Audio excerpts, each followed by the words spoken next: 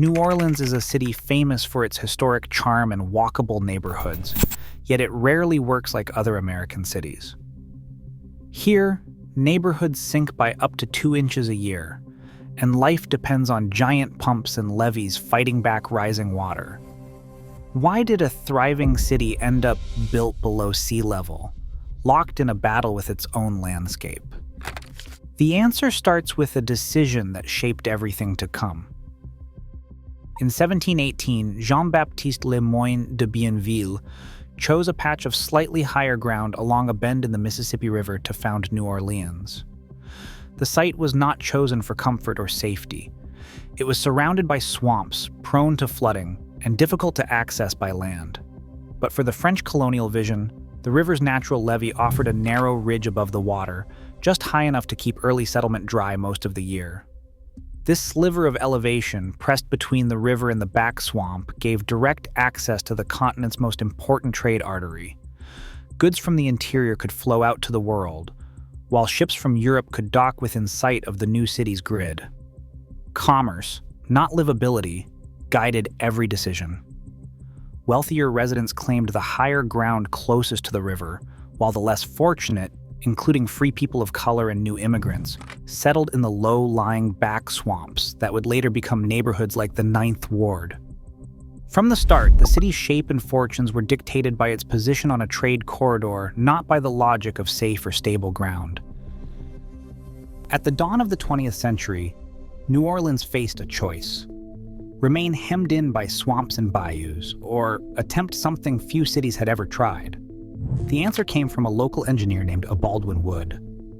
In 1913, Wood designed the screw pump, a massive spiraling machine capable of moving water out of the city's low-lying basins. By 1915, these pumps were draining marshes that had defined the city's limits for centuries. The effect was immediate and dramatic. Land once thought uninhabitable became the foundation for new neighborhoods like Lakeview and Gentilly. Streets, schools, and homes rose on ground that had been underwater just years before. The city's buildable footprint expanded far beyond the natural levee, not by adapting to the landscape, but by forcing it to change. This engineered expansion created new communities and new risks. The pumps ran day and night, keeping water at bay and giving the illusion of stability. But that illusion hit a cost. Draining the land started a slow process of subsidence, and over time, the ground beneath these new neighborhoods began sinking. The ground beneath New Orleans is not just soft, it is restless. Since drainage pumps began clearing out the old wetlands, the city has been sinking at a measurable rate. Satellite radar data shows the average land loss is about 5.6 millimeters each year, but that number hides a patchwork of extremes. In places like Michoud on the city's eastern edge, the ground drops as much as 50 millimeters annually, nearly 2 inches, year after year. Neighborhoods built on former marshes, including Lakeview and the lower Ninth Ward, see some of the fastest sinking in the country. The cause is rooted in the very technology that made these neighborhoods possible. As water is pumped out, the dried organic soils shrink and compact, lowering the land even further below sea level. Over decades, streets, homes, and levees have had to be raised or rebuilt just to keep pace. In New Orleans, the simple act of keeping dry makes the city more vulnerable. It demands an unbroken chain of maintenance to hold the line against the water. Keeping New Orleans dry is a full-time job. The city's lifeline runs through a network of 22 massive drainage pumping stations and over 1,200 miles of canals, all managed by the Sewerage and Water Board.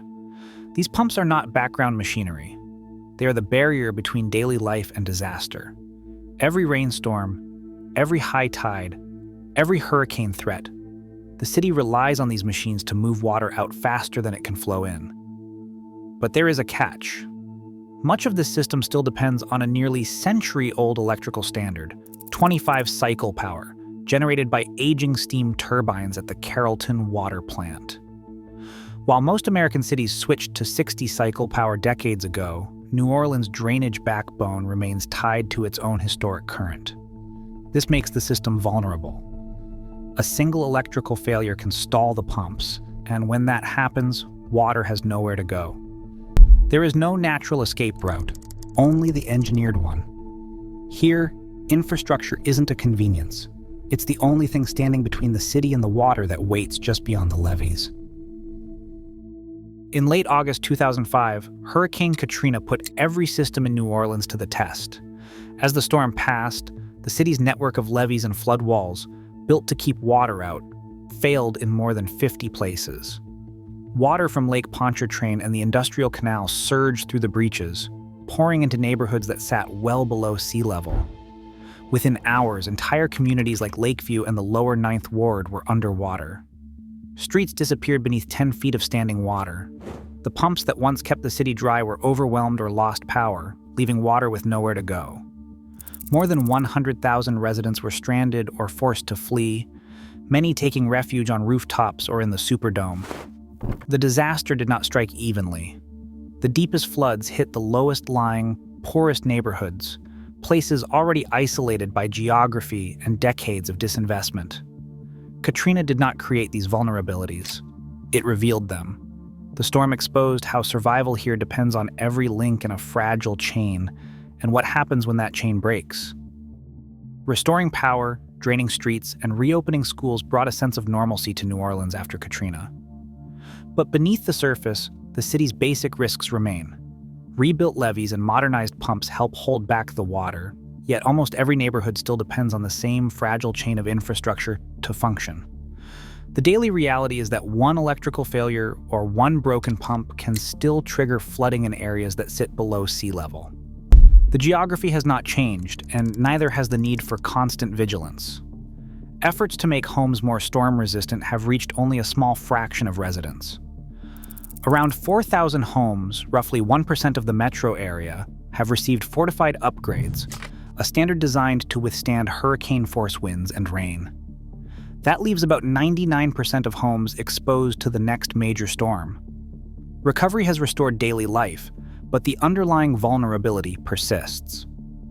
For most in New Orleans, security depends not on stronger buildings, but on a system that must work perfectly every day, with little margin for error.